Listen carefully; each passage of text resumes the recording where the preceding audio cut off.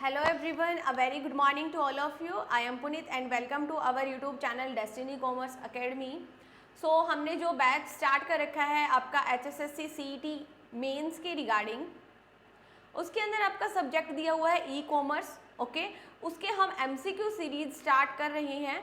So hope so आप सभी को अच्छा लगेगा लेक्चर, और सभी स्टूडेंट्स MCQ सीरीज ज़रूर लगाएं, क्योंकि अगर आप MCQ सीरीज लगाओगे तभी आपका जो कंसेप्ट की क्लियरिटी होगी और एग्जाम के अंदर आप क्वेश्चन को सॉल्व कर पाओगे। तो आज हम करेंगे ई कॉमर्स के कुछ क्वेश्चंस करते हैं हम। तो अगर आप हमारे चैनल पे नए हैं तो चैनल को सब्सक्राइब कर दीजिए, ताकि आपको हर एक वीडियो लेक्चर की नोटिफिकेशन मिले और आप अपनी एग्जाम की प्रिपरेशन स्टार्ट कर सकें।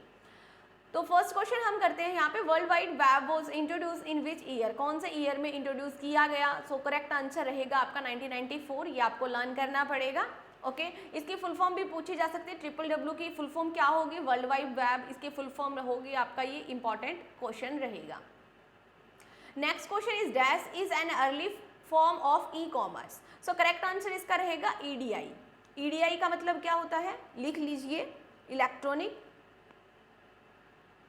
Electronic data interchange. इसके ऊपर कंप्लीट हमने लेक्चर अपलोड कर दिया गया है यूट्यूब चैनल पे, तो आप वहां से भी देख सकते हैं, आपको कंप्लीट इंफॉर्मेशन मिल जाएगी। EDI क्या होता है, बेनिफिट क्या होते हैं, कहाँ कहाँ पर एप्लीकेबल होता है, तो उन सब की आपको नॉलेज वहां से मिल जाएगी। नेक्स्ट क्वेश्चन देखिए, dash is concern with buying and selling information produce and services, products and services over computer communication network. So जहाँ पर हम क्या कर रहे हैं, बाइंग और सेलिंग की इंफॉर्मेशन मिल रही है प्रोडक्ट के रिगार्डिंग, सर्विसेज के regarding over the computer communication network, यानी कि कंप्यूटर कम्युनिकेशन के द्वारा जब हमें ये सारी चीज़ें प्रोवाइड हो रही है, तो उसका करेक्ट आंसर क्या रहेगा, आपका रहेगा ई कॉमर्स, यानी कि इलेक्ट्रॉनिक कॉमर्स के थ्रू हमें बाइंडिंग सेलिंग की सारी इंफॉर्मेशन रिसीव होती है। नेक्स्ट देखिए फिर, देखिए नेक्स्ट फोर्थ क्वेश्चन की अगर हम बात करते हैं, fourth question, dash is a set of standard developed in the 1960 to exchange business information, जहां पर हम एक्सचेंज करते हैं बिजनेस इंफॉर्मेशन को and to do electronic transaction. तो अभी हम पढ़ के आए, मैंने यही बताया आपको कि लेक्चर के अंदर जो मैंने अपलोड किया हुआ है यूट्यूब पे लेक्चर, वहां पर आपको मिल जाएगा EDI के बारे में डिटेल से, यानी कि इलेक्ट्रॉनिक डाटा इंटरचेंज। तो ये आपको ध्यान रखना है, फुल फॉर्म भी पूछी जा सकती है आपकी पेपर के अंदर। नेक्स्ट क्वेश्चन देखिए,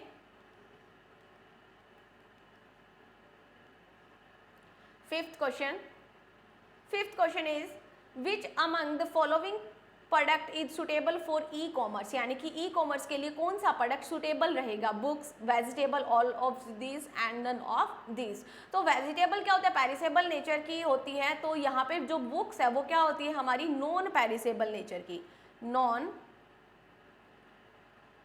पेरिसेबल नेचर। सो इसका करेक्ट आंसर रहेगा बुक्स।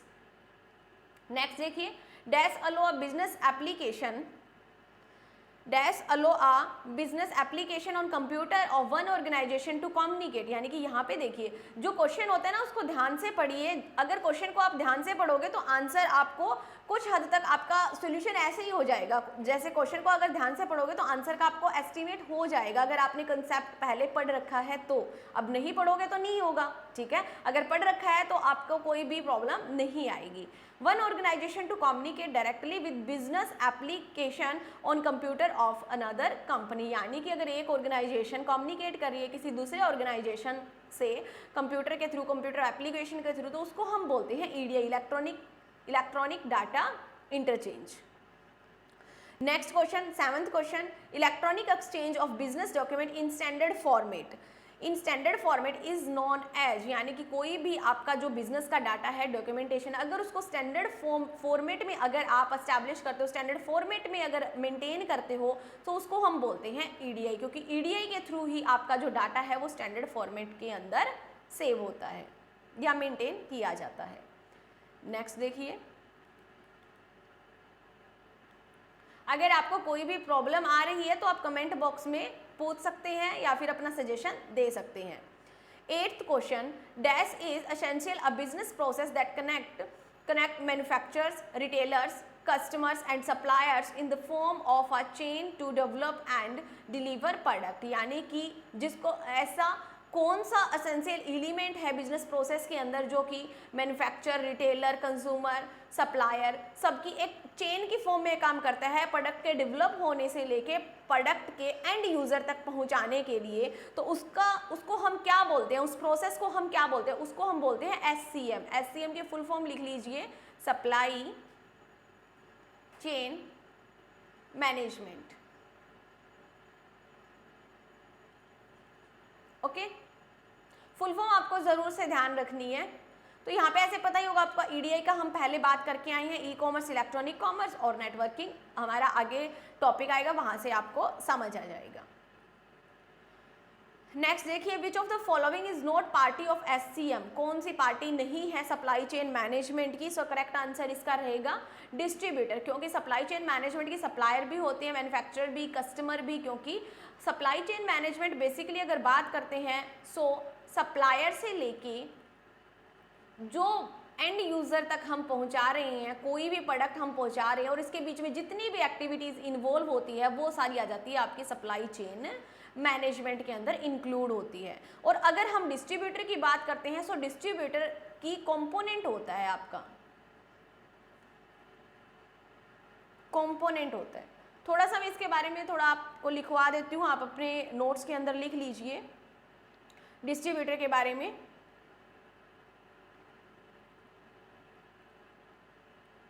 डिस्ट्रीब्यूटर जो होता है वो आपका इंटीग्रल सप्लाई चेन कंपोनेंट होता है। और बेसिकली अगर हम कंपोनेंट की बात करते हैं तो 4 कंपोनेंट होते हैं आपके। Number 1 integration, number 2 operation, purchasing and distribution. Okay, so ये थोड़ा सा आप ध्यान रख लेना क्योंकि पेपर के अंदर पूछा जा सकता है। नेक्स्ट क्वेश्चन पे आते हैं, 10th क्वेश्चन पे देखिए, dash is a commercial process include production, distribution, sale और delivery of goods and services through electronic mean. यानी कि जो इलेक्ट्रॉनिक के द्वारा जो सारी प्रोसेस हो रही है, प्रोडक्शन हो रहा है, डिस्ट्रीब्यूशन हो रहा है, sales, delivery of the goods and services के, उस प्रोसेस को हम क्या बोलते हैं? सो उस प्रोसेस को हम बोलते हैं इलेक्ट्रॉनिक कॉमर्स। नेक्स्ट देखिए 11th question, dash is the exchange of goods और आइटम और कॉमोडिटीज एंड सर्विसेज और application use for money and deal the money matter. यानी कि एक ऐसी प्रोसेस यानी कि जहाँ पर गुड्स और आइटम्स या फिर कॉमोडिटी को या फिर सर्विसेज को हम एक्सचेंज कर रहे हैं या फिर एप्लीकेशन ऑफ मनी या फिर डील करते हैं मनी के मैटर के रिगार्डिंग। सो इसका करेक्ट आंसर क्या रहेगा आपका? इसका करेक्ट आंसर रहेगा आपका कॉमर्स। क्या रहेगा? कॉमर्स रहेगा। कॉमर्स क्यों रहेगा? थोड़ा सा ये रीजन भी लिख लीजिए इसका, ताकि आपको विद लॉजिक क्वेश्चन समझ में आए, कोई भी डाउट आपके माइंड में ना रहे। सो कॉमर्स क्यों है? Commerce is the exchange of goods and services between business.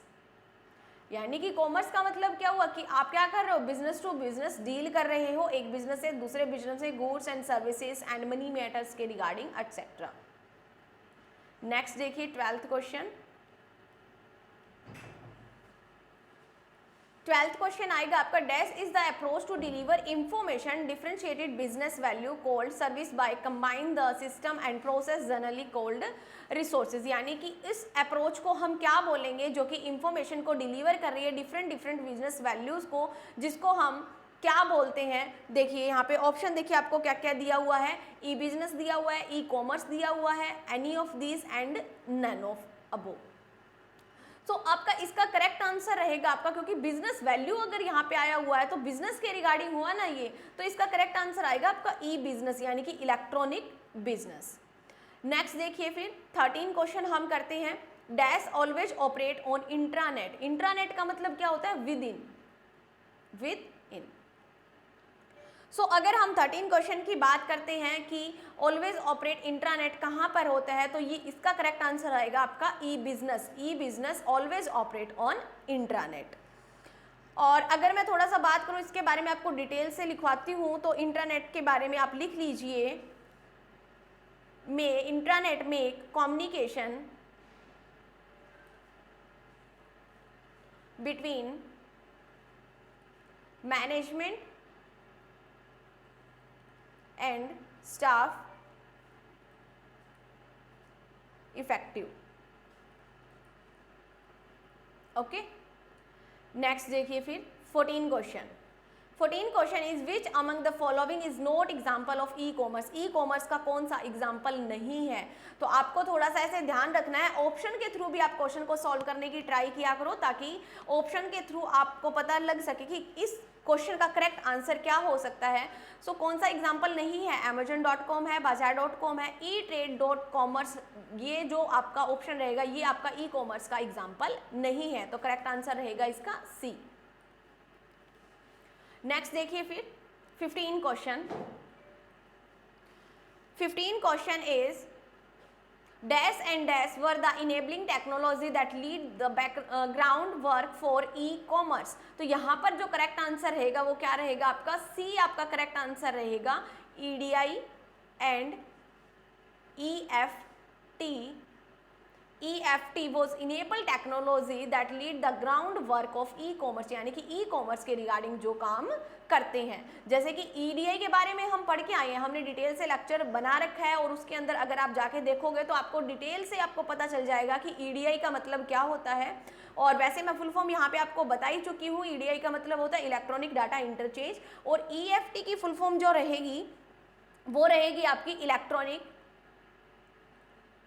Electronic fund transfer. Okay, basically अगर हम इसकी बात करते हैं, इसका मतलब क्या हुआ, sending the money electronically.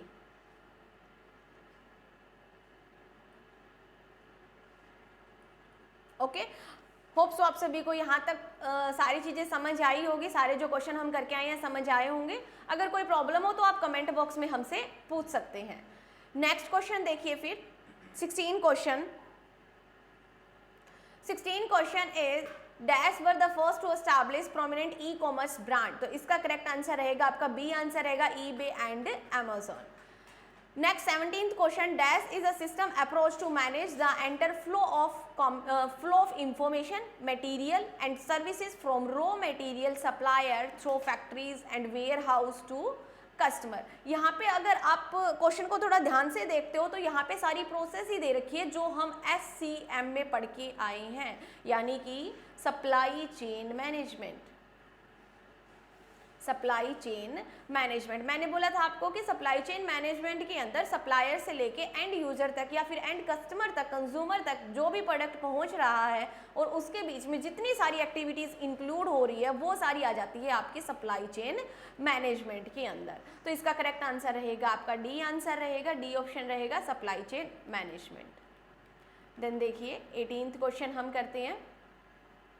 Dash is the form of supply chain where series of assembly operation are carried out to obtain the final product, यानी कि जहाँ पर सप्लाई चेन का हम यूज़ कर रहे हैं, जहाँ पर हम असेंबल कर रहे हैं, कोई भी प्रोडक्ट हम बना रहे हैं, फाइनल प्रोडक्ट बनाने का बहुत सारे मटेरियल को असेंबल करके हम बना रहे हैं, तो उसको हम उस फॉर्म को हम क्या बोलते हैं, उस फॉर्म को हम बोलते हैं कन्वर्जिंग सप्लाई चेन, यानी कि मिक्सअप करना। एंड 19th क्वेश्चन देखिए 19th question, 1 minute.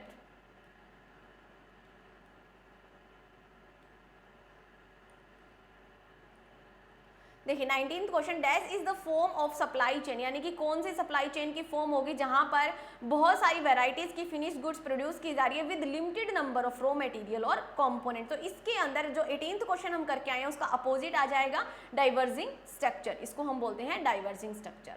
Then 20 question का आंसर रहेगा आपका dash is the exchange of services information of product from one business to government agencies, यानी कि ये आपका जो बिजनेस मॉडल है वो हमने किए हैं। तो बिजनेस मॉडल के अंदर अगर हम बात करते हैं तो इसका करेक्ट आंसर रहेगा आपका C answer, B to B business, यानी कि बिजनेस टू बिजनेस। ओके, तो आज के लेक्चर में हम इतने ही क्वेश्चंस करेंगे। आज के लेक्चर में हम 20 क्वेश्चन करेंगे, डेली हम एमसीक्यू सीरीज करेंगे। ओके, तो आप ज़्यादा से ज़्यादा शेयर कीजिए अपने फ्रेंड्स में, ताकि वो भी डेली के डेली एमसीक्यू सीरीज को अटेंड कर सके और अपने एग्जाम की प्रिपरेशन अच्छे तरीके से कर सके। Okay, so do like, share and subscribe our YouTube channel and thank you everyone.